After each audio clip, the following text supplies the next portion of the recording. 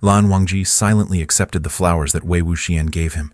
He mumbled a thank you, stared at the flowers for a long time, then looked up and gazed at Wei Wuxian for a long time. Just when Wei Wuxian thought he was about to say something earth-shattering, Lan Wangji gently flicked his sleeve and turned away. Wei Wuxian stood there, watching the white-robed figure walk away alone, while behind him, the girls whispered and gossiped. This must be the second young master Lan. No wonder he's ranked second among the noble young masters. He's really handsome. Handsome, yes, but he's really cold too. Looks like what Xian said about him wasn't wrong at all. But why did Xian give him flowers? He's a man. Does that mean everyone gets flowers? I didn't get any. I want flowers from Xian too. This young master Wei is really something. He is affectionate everywhere and even doesn't let men go. That's nonsense. Xian must like girls. Or why would he be seeking marriage? But he never said he didn't like men? Listening to these increasingly ridiculous guesses, Wei Wuxian covered his mouth and coughed softly twice, but still couldn't stop the girl's wild, gossiping enthusiasm. Xian is like this. Second young master Lan might misunderstand. Do you think second young master Lan has already misunderstood based on his reaction? What reaction?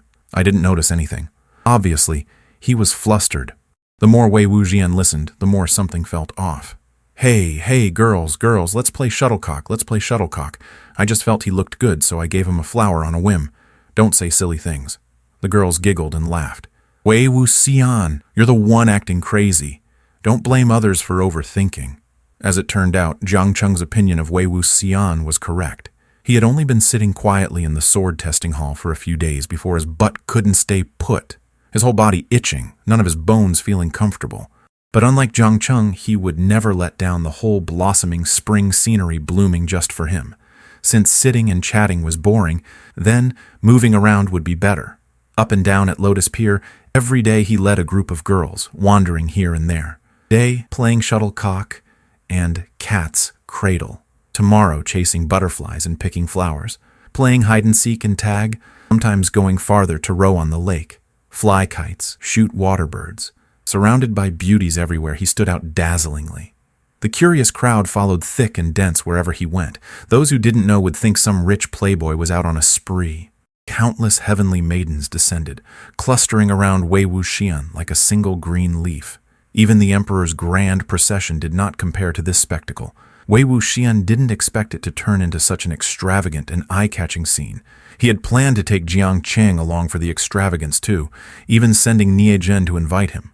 But Jiang Cheng was alone at the practice field, sweating heavily while sword training, and said coldly, "If he wants to embarrass himself, let him. Don't drag me into it." Zhan wasn't annoyed and drew her sword to spar, but Jiang Cheng put his sword away and excused himself to teach the junior brothers. Zhan was left speechless and then angrily stormed off. Passing by the Ni family rest courtyard, Ni Huaisong nearly leapt over to ask for help. That day, Nie Wei Yuan happened to be there and dragged him into the yard, personally teaching him techniques. Nie Huaisong held his sword tremblingly.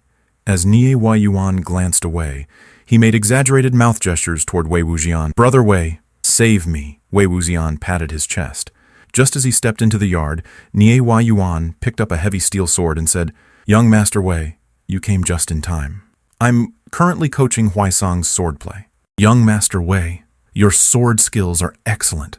Would you spar with me a bit as a demonstration for Huaisong? This hopeless lump of mud, there's nothing I can do about him." While speaking, Nie Wei Yuan's thick, muscular arm showed from under his narrow sleeve, veins bulging and twitching, the ring on the sword handle clanging. Wei Wuxian was stunned for a moment and took a step back. Under Nie Huaisong's accusing gaze, he said unfaithfully, Uncle Nie, I just suddenly remembered that Uncle Jiang needs me. Maybe another day." Nie Wei Yuan frowned, said some polite words, and finally didn't insist. Wei Wuxian breathed a sigh of relief, took a left turn out the door, and entered the Lan family's small courtyard. He knocked on Lan Wangji's door but didn't know if anyone was home, receiving a closed-door response. Every day, more and more girls joined their outings. Even Lan Moyan voluntarily appeared by Wei Wuxian's side. Wei Wuxian asked her about Lan Wangji, but the girl wasn't talkative. Her tone was always cold, unable to warm up to anyone. Only when facing Wei Wuxian did she slightly soften. She said Lan Wangji stayed in his room every day, either writing or practicing the zither. Unless Lan Qiren was handling clan affairs by letters, he personally stayed in the East Wing, supervising Lan Wangji's studies. Wei Wuxian held the kite string in his hand, thinking to himself, "Poor little old-fashioned, it's not that he doesn't want to play with me, but that old man locked him up. Just wait, I'll come rescue you right away." Since the silence case and the erotic picture case, Lan Qiren had firmly concluded that Wei Wuxian was a demon blocking Lan Wangji's path to success. To prevent this little venomous snake from seducing his little white rabbit, he personally guarded by the rabbit's nest every day, becoming more vigilant. One day, while lecturing Lan Wangji mid-speech, a junior disciple brought a message from Zhang Fengmian and called him out. Lan Wangji flipped open a classic tome on cultivation techniques and began copying his insights. Before half a quarter of an hour had passed, a strange piece of paper drifted onto his desk. Lan Zhan. The paper raised a little paper hand and greeted him quite properly. That voice? Lan Wangji took a deep breath. "Is that Wei Ying?" "It's me." The paper figure jumped twice, struggling to climb onto his hand. Lan Wangji instinctively opened his palm and let it climb up. Why are you a piece of paper?" Wei Wuxian said, "Heh, cool, right? This is called paper-cut avatar technique." Lan Wangji looked at him for a while and whispered, "A heretical technique."